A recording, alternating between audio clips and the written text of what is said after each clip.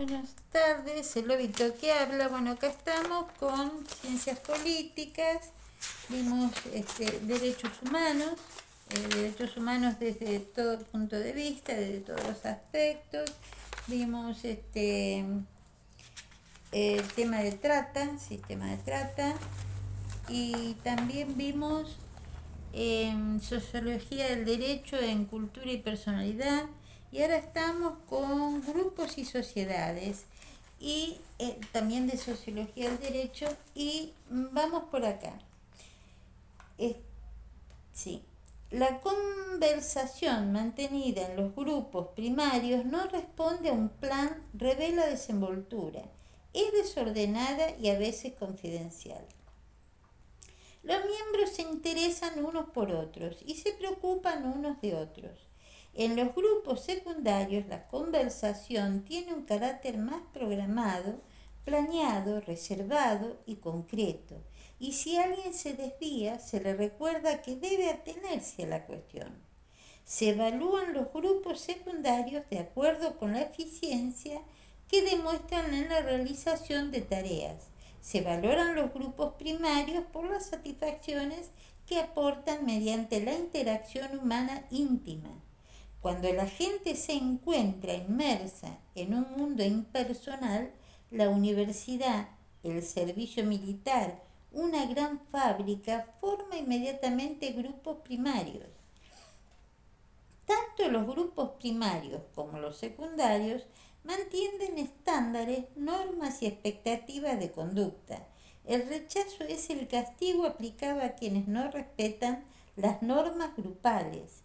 La influencia y el control social formal de los grupos primarios son mucho más vigorosos que en los grupos secundarios. Uno puede soportar el rechazo de la asociación de padres y docentes, pero no el de los padres o los amigos íntimos. El grupo primario influye profundamente en la fijación de normas de conducta personal. Incluso la diferencia entre heroísmo y cobardía puede descansar en las relaciones del grupo al que uno pertenece. El famoso estudio de Software titulado American Soldier demostró que los soldados no luchan por su patria o por la democracia, y que su principal preocupación en el campo de batalla es la protección de sus compañeros, los miembros del grupo primario. Los soldados que han recibido una excelente instrucción no merecen confianza en la batalla si no son miembros de un grupo primario firmemente unido, cuyos miembros confían unos en otros y se sienten mutuamente responsables. Los jefes militares han reorganizado la instrucción con el fin de alentar la identificación con el grupo primario y el enfoque de equipo. Determina que cada soldado se sienta directamente responsable del resto del pelotón. Grupos y asociaciones voluntarios e involuntarios. La mayoría de los formularios de solicitud pide que uno enumere las organizaciones a las que está afiliado. Estas afiliaciones son un modo de clasificar o estimar a la gente, y las organizaciones son un modo eficaz de conseguir que se hagan ciertas cosas. Son formas de organizar el trabajo de la sociedad. La afiliación a muchos grupos y organizaciones es involuntaria.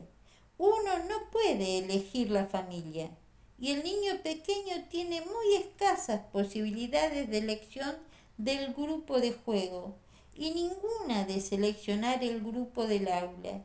Los soldados no pueden elegir un pelotón, y en general los civiles no están en condiciones de elegir a los vecinos o compañeros del trabajo. ¿Está?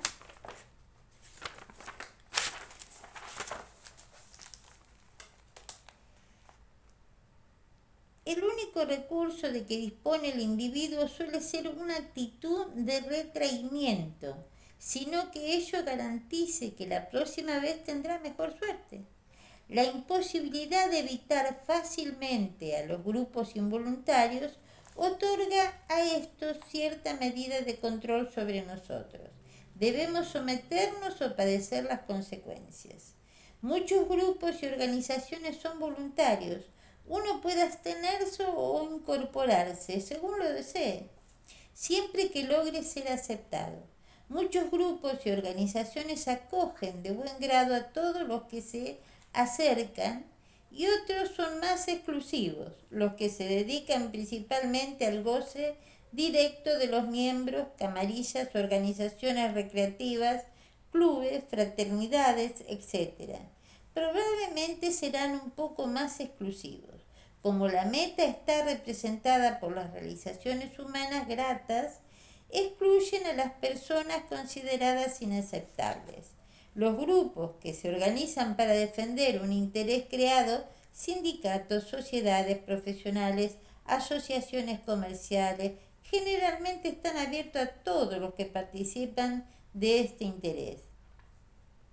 Los que quieren promover una causa o hacer el bien.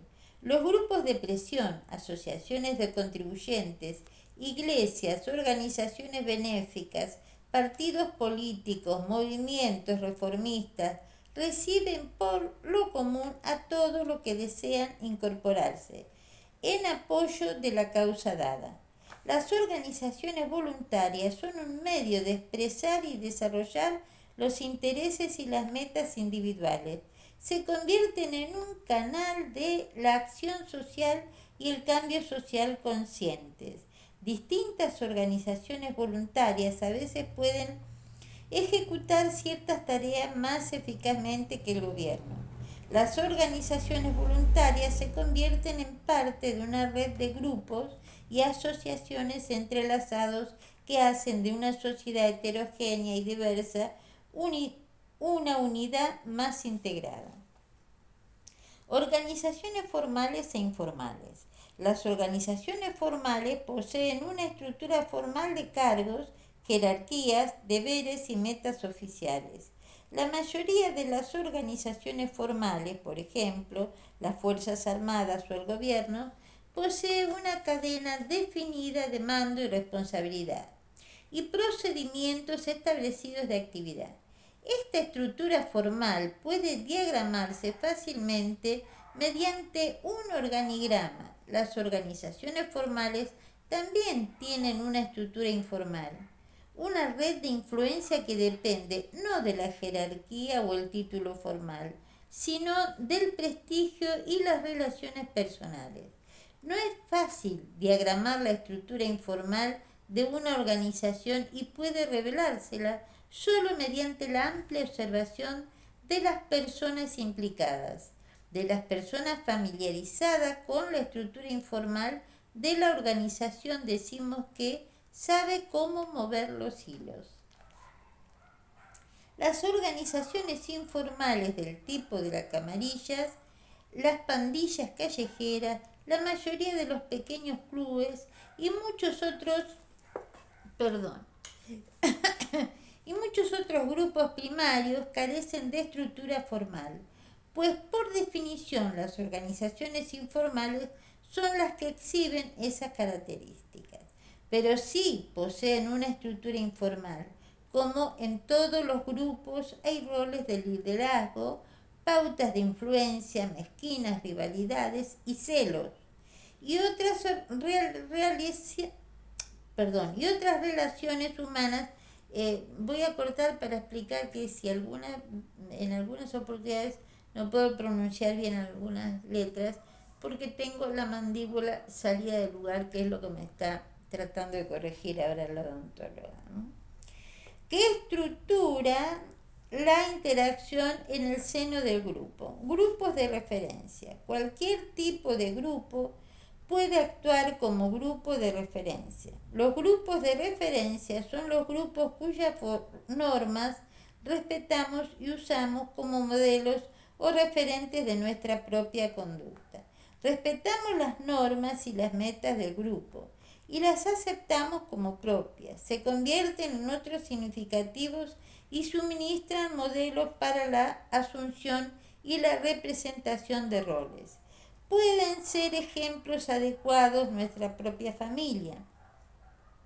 Una asociación profesional, la Asociación Cristiana de Jóvenes, los Boy Scouts de la Iglesia Metodista y el Partido Comunista, una pandilla de delincuentes callejeros, las Panteras Negras, los homosexuales o prácticamente cualquier otro grupo u organización cuyas normas hemos hecho nuestra. La expresión grupo de referencia se aplica con frecuencia a organizaciones o categorías que en realidad no son grupos, aunque es técnicamente inexacta, se usa comúnmente.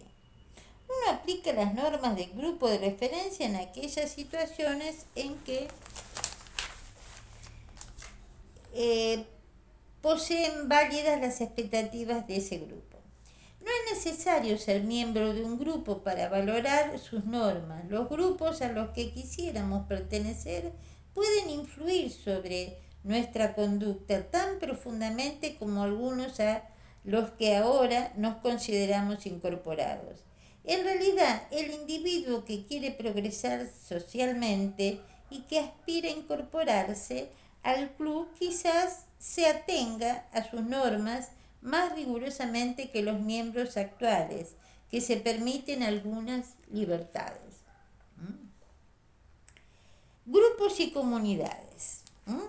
Los conceptos Yamensaf y Tesaufat, que son comunidades o sociedad, propuestos por el sociólogo alemán Tönnies, indican tipos de relaciones grupales más o menos similares a los grupos primarios y secundarios.